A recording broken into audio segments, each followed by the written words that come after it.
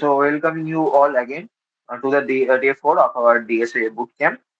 So what will be our agenda for today? That is, at first we will learn the concept of recursion. After that, we will learn about the base case and tail recursion. And this part is very much important for you all. And in the third step or third stage, what we are going to learn, that is recursion tree and call style. This part is also very important for you. Okay. And at the end of the day, we will solve 5 to 6 quality problems, and I will give you homework problems, so you have to solve those. So majorly, today's session is based on totally theoretical concept. Apart from that, I will solve questions. And basically, you have to understand the theoretical part as well as the coding part also. So yeah, I think we should start now. Okay. So as we know that the today's topic is recursion. Okay. So how many of you know about a little bit about recursion? Please tell me by opening your mic or microphone. Please, okay. Ball. Go ahead. You don't have to raise your hand. Just tell me. Recursion is basically when a function calls itself. Hmm. Hmm. Absolutely correct. The Anything else? function How many? the function calls itself until it meets a, a condition which is called the base Mhm. case. Good. Okay. So they have told the right answer. So those who don't know about recursion, let me tell you. So recursion, my handwriting is very bad. Okay, so please manage this. Recursion is a process or technique, sorry, where a function calls itself for n number of times. Okay, so basically this is the fundamental knowledge that you have to know about recursion. It will be better. Let it let it go. Okay, so the next, so okay, so this is the basic understanding about recursion. Now I am coming to the next important part, that is base case. Okay, at first we are going to cover base case, then I am coming to tail recursion. So what base case is? Base case is, wait, a condition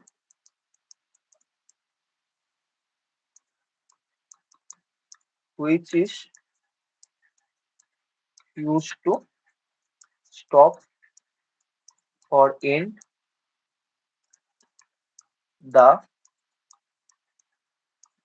recursive function calls. So yeah, that is the simple meaning of base case. So base case is basically conditional statement. By implementing those, you can stop the recursive function calls. Like otherwise, it will be uh, infinite loop process.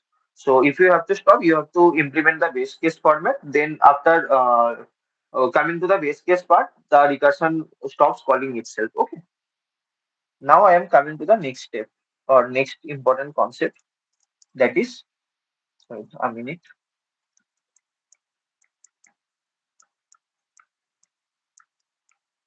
tail recursion. Okay, so before discussing that, let me write the basic syntax or pseudo code syntax for recursion. So basically, we write recursion in this way. Then there will be some kind of codes. After that, fn. So this is the basic syntax. Okay. Also, there can be n number of codes after that function calling. But what tail recursion says is, wait, let me write it first. function calling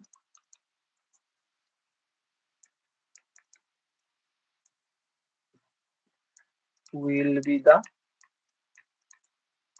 last statement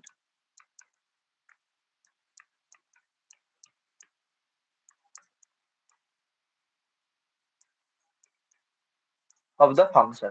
See, in this function, there is a function named as fn. So there will be n number of lines before calling the function. But here, what I have already said that there can be n number of lines after that function calls. So here, for tail recursion purpose, it can't be possible. So recursion can be two type of, one is tail recursion and one is non-tail recursion. So mostly it is suggested to use tail recursion because I will tell you later. There is a concept of stack space. So, better stack space optimization process, we have to, or it is suggested that we should make a recursion as tail recursion. Okay. So, yeah, for tail recursion purpose, this part will not be there. So, the function calling will be the last statement of a function. Okay. So that is about the theoretical concept of basic things of recursion. So let me recap once. So what recursion is? Recursion is a process or technique where a function calls itself for n number of times. Now what is base case? Base case is equal to a conditional statement which is used to stop by n the recursion function calls. And what tail recursion is? Tail recursion is a type of recursion where function calling will be the last statement of that particular function. Okay. So till now, is it okay for everyone or should I repeat anywhere? Just tell me. Subrajit, okay for Subrajit? Okay, Sarani, okay. Okay. So now I am coming to the next part that is call stack. Okay. So how many of you know about stack? Please respond.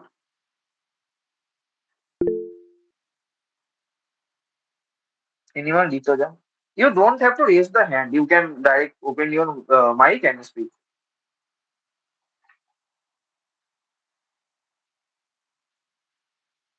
Tell me. Ritoja.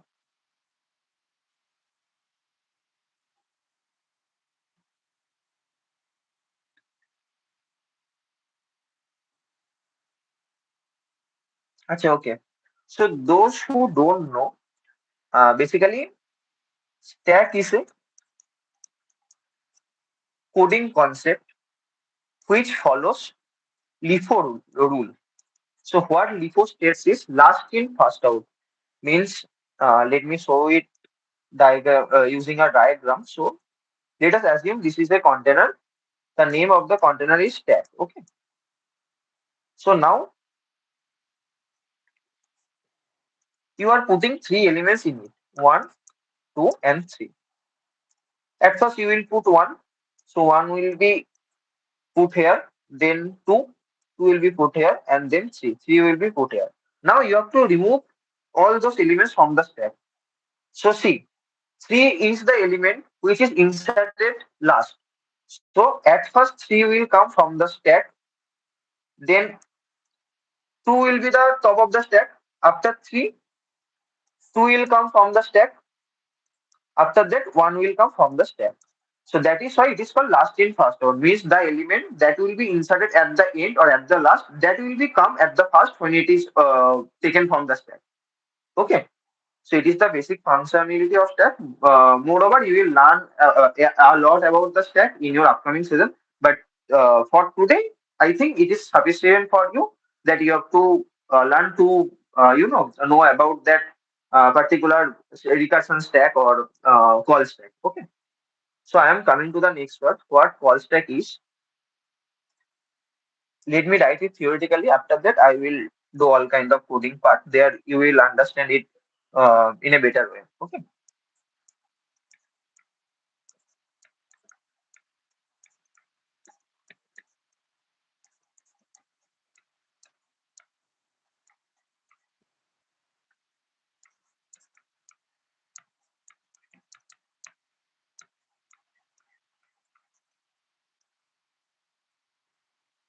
Okay, so the basic fundamental concept or requirement of call stack is to track all the function calls. Like from a function, as we have already knew about recursion, the recursion is a function which calls itself. So it will call itself numerously. So after one, two, and it might have different parameters. It might have no parameters also, but yes, man, it will call itself numerously. So basically, one after one, it will call itself. So we have to store that function calling in a stack. And then when a particular function is completed, we will just remove that function call from the stack, and it has been completed. So that is the basic requirement of call stack. So till now, is it clear for everyone, or should I repeat anywhere from the starting of today's session? So is it clear for you? What about others? Please don't be blank. If you feel any kind of doubt, please reach me, or please ask me out, and I will easily tell you or re-explain you all those concepts. Okay. Okay. Great. Great. Great. Okay. Good. Okay, so basically, it's all about the theoretical concept that we must have to know before going to the problem solving process. Now, we all came to know about those theoretical concepts. Now, Subhadeep, yes, ask.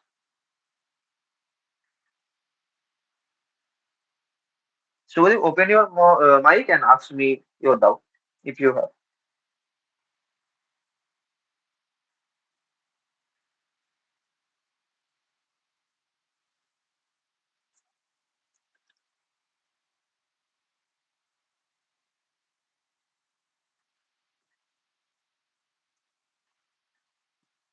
Subhadeep, do you have any doubt? Actually, your hand is raised.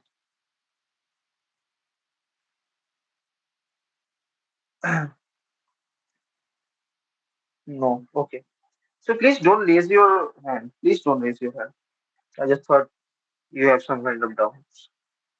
Okay, so now we are going to the problem solving process, where the first problem of today is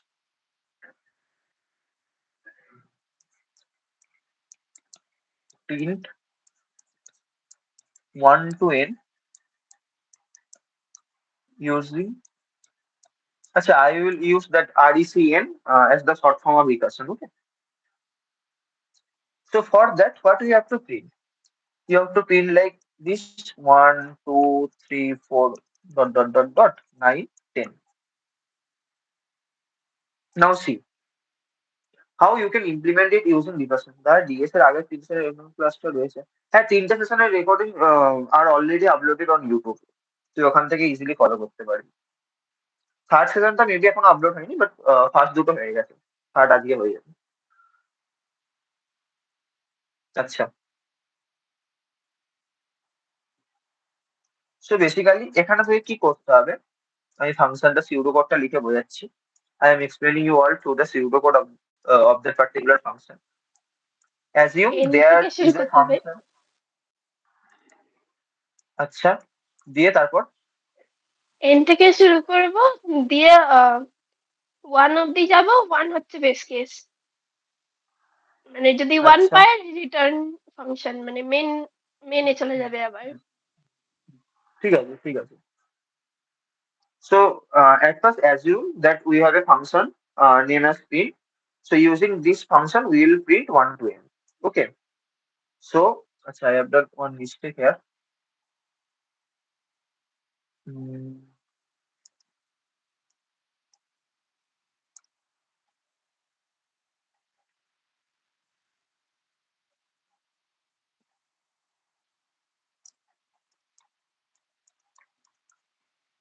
okay. So I am taking I as a parameter. Okay. So at first, what we will do? Acha, let me write that part at first. After that, I am coming to the base case, because if I directly write the base case, you will not probably understand that. Hmm. So basically, see, in your function, you have an input or parameter which is an input between 1 to 10. So basically, you have to print that, and after that, you have to increment the value. So what you will do?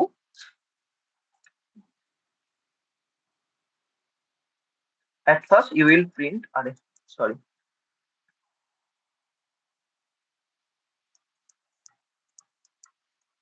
printf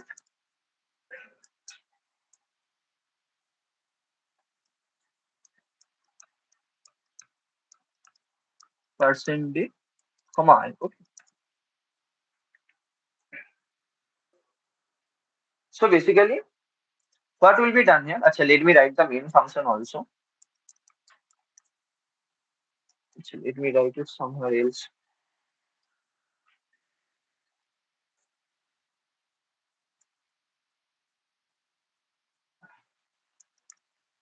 Array int the value in the print function. Okay. Print. Suppose we are passing one from here. Okay. So basically, this I will take one. Then what it will do? It will at first print one. After that, you have to print two. So for that, you have to pass I plus one value, means one plus one two. So you have to call print with I plus one. Okay. So now just assume your n is 10 here. So basically, when you pass one, it has printed one. After that, you call I plus one, means the I will take two here. So print two, three, print three, print four. The print statement will execute, and the result will be four. After that, print I plus one five. The result will be five. And thus, when you reach the end position, you have to use that base case here. If I equal to n, here the value of n is 10. That's why I am writing directly 10. Then return. Okay. So this is the whole function, or this is the whole code that you have to write. So how it is getting implemented, let me show you. At first, see, you have called a function with name print one, the value one. What this print one will do? It will print one. Then it will call print two. So print %di. So the I will be printed. From that two will be printed. Then print three. Okay. After the dot dot, like that. Then when you reach print 10, so the ith value or the parameter here, the I is the parameter. Actually, let me show you once. That here is the C. I is the parameter. Print 10 means I will store 10. So if I equal to 10, return. This condition will execute. So print 10 will not print anything. Okay. So it will just return, and as already those other function calls got executed, so it will directly return to the main function, and thus 1 to 9 will be printed. As I have taken 10 as the terminating condition, that's why it has been printed 1 to 9. If I have taken 11, so it would have been printed 1 to 10. So is it clear for everyone, or should I repeat the intuition process? I am coming to the call stack laterly. Basically, you will understand more with the call stack, but for this example, I think it will be more beneficial for you to understand if I write in this manner. So I think I should code it. আরেকবার বল আচ্ছা okay repeating okay okay okay okay Samprita and Saugata দেখ কি হচ্ছে জিনিসটা আমাকে পুরোটাই বলে ডিলিট করতে হ্যাঁ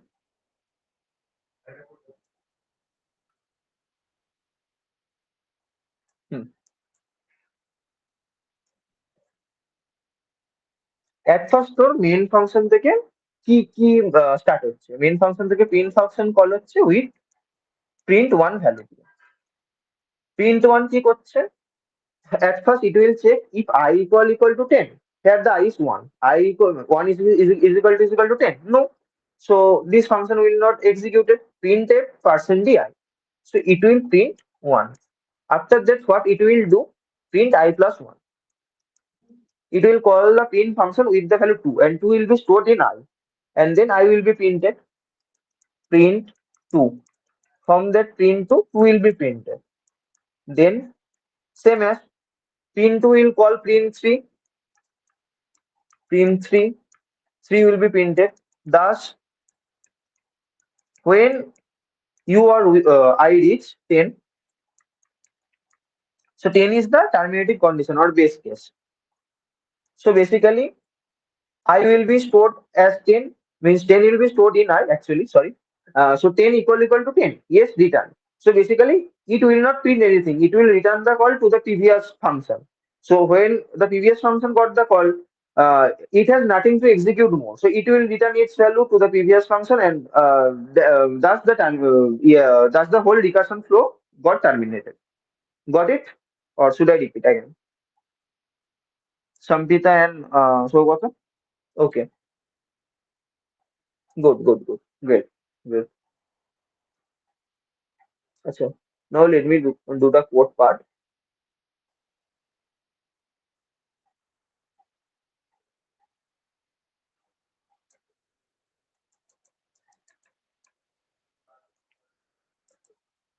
Let me zoom it. Okay.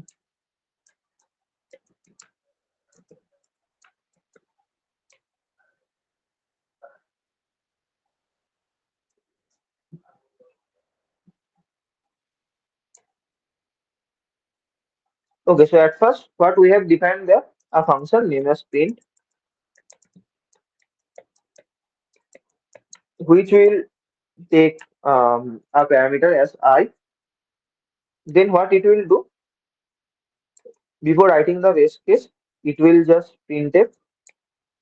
It will just print the value of I, nothing else. Then it will call itself will one incremented value I plus one. Okay. দাদা ওটা সি আউট হবে, তুমি C plus প্লাসে Oh, choose করে। sorry. My bad. Sorry. Out. হ্যাঁ, আমার তো C out দিয়ে বোঝানো হয়েছিল, মানে why I have used print. Sorry, একটু বুঝে নে, তোরা তো সবাই সি জানিস। তো বেসিক্যালি যেটা প্রিন্টার ইউজ করবো ওই জায়গাটা সি আউট হবে। ঠিক আছে।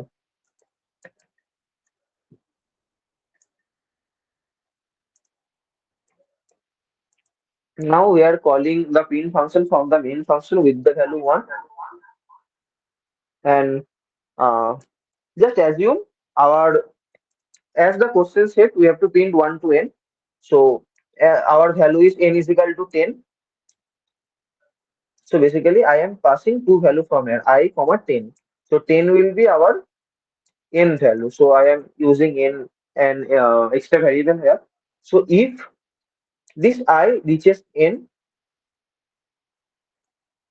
actually n plus 1, as we have to print till n, then we have to just return. Let's see, too few arguments. Oh, acha, sorry, my bad.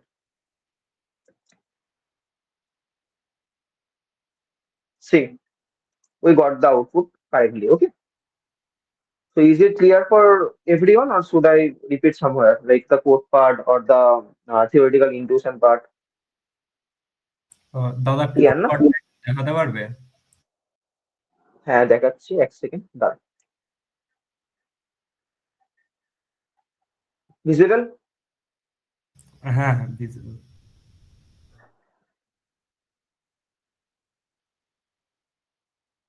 Saugata has asked a question, 10টা নিয়ে নিয়ে। হ্যাঁ, এখানে এখানে তো 10 অব্দি আমি নিয়েছি বলে আমি বেস কেসটাকে একটা বাড়িয়ে করেছি, যেহেতু আমাকে আপ টু 10 প্রিন্ট করতে হতো।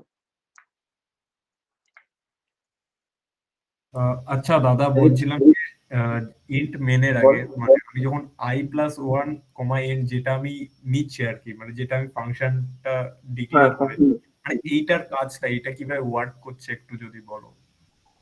দেখ, বেঙ্গলিতে এক্সপ্লেন করি। হ্যাঁ হ্যাঁ হ্যাঁ, ওকে। ওকে। দেখ, এট ফার্স্ট আমরা মেন থেকে প্রিন্ট ফাংশনটা কল করছি।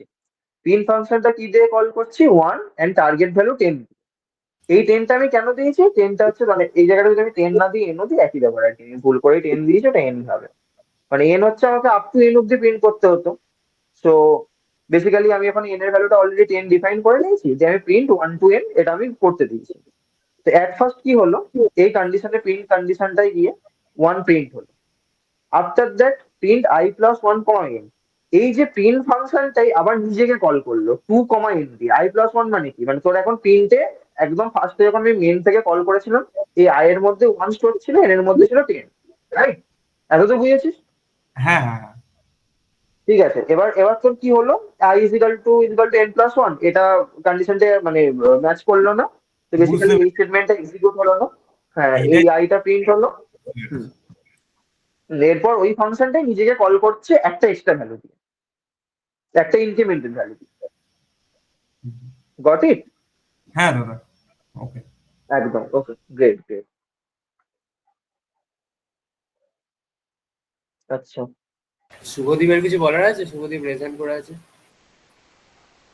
না অনেকক্ষণ ধরে রিলেশন করে আছি এমনি।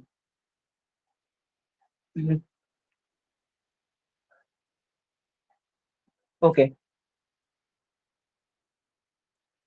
now the second question is,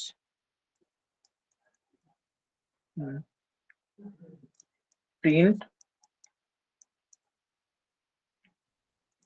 sum up to n.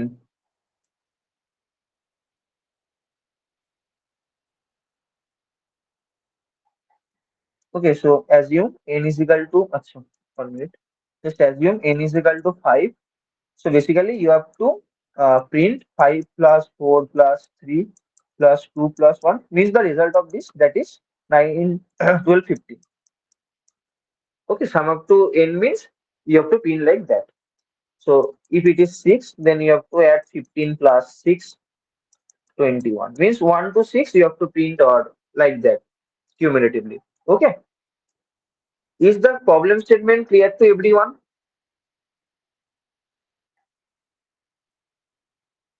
Okay. Okay. Got it. Great. Great. Great. Okay. Now you have to build the logic building. Let me show you how this can be built here. See, you have to print up to 5. Just assume sum is a function which is taking a parameter.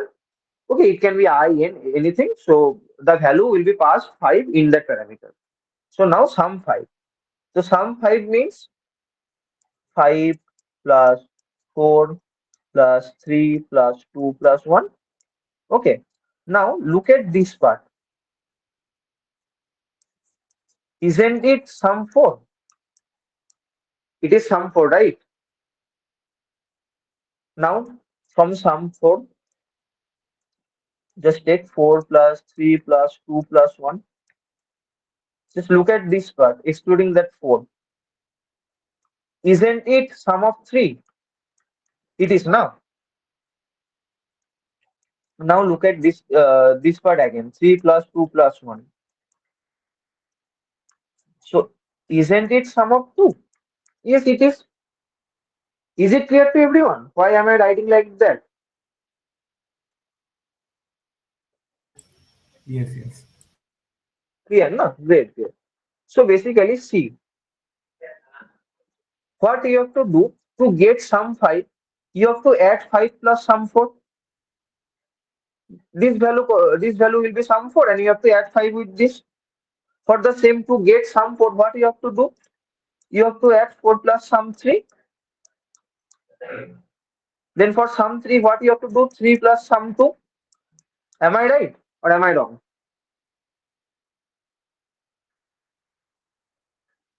Okay. So now for sum 2, 2 plus 1. Just look at this one only. You know that the sum of 1 is equal to 1.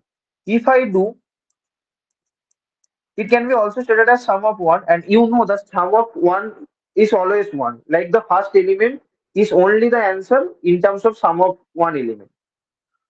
So basically, it will easily, but you can easily write down 1 as the base case. So let me show you how to write this function, void sum integer in. See what we have covered there. To get sum 5, we have to print 5 plus sum 4. So basically, that means if this value is n, I am talking for the generalized format, you have to print n plus, or you have to call n plus sum n minus 1. Like that. See, for all case, for sum 4, take n is equal to 4. So here n is here plus some 3, some n minus 1 is equal to 3. So you have to write like that.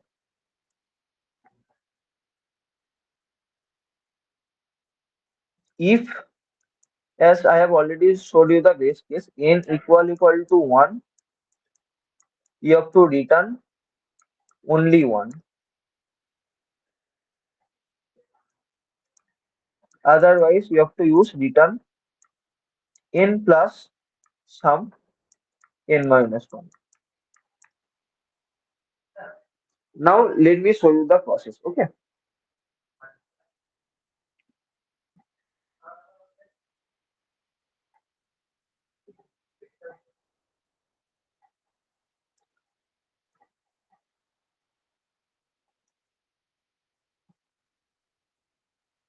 Okay. So let me show you how it is happening. Uh,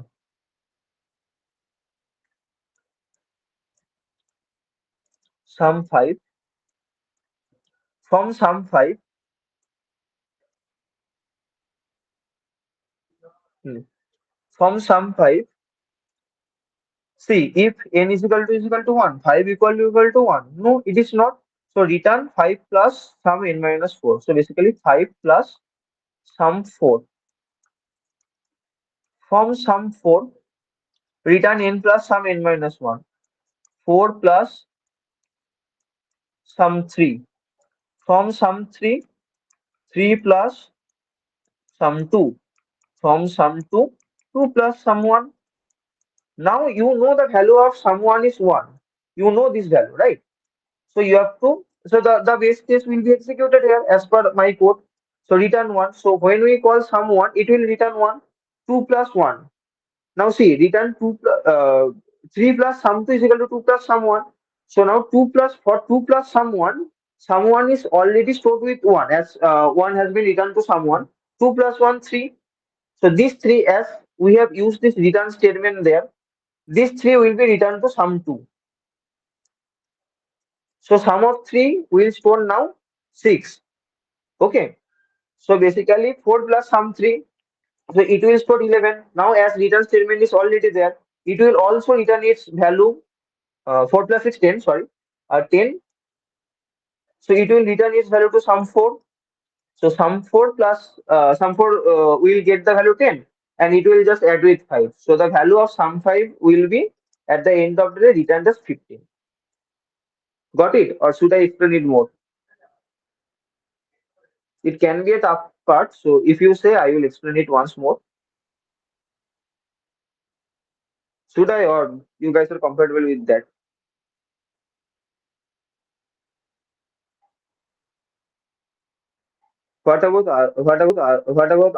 Others? মানে তোরা কোনো response করছিস না, দু তিনজনকে আমি দেখতে পাচ্ছি, only they are responding. Explain Swasma.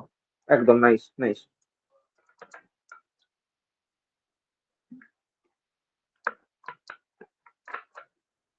See, mm,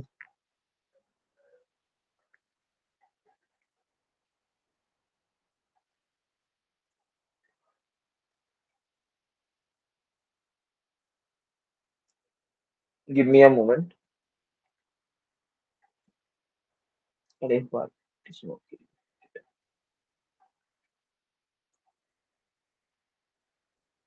Hmm.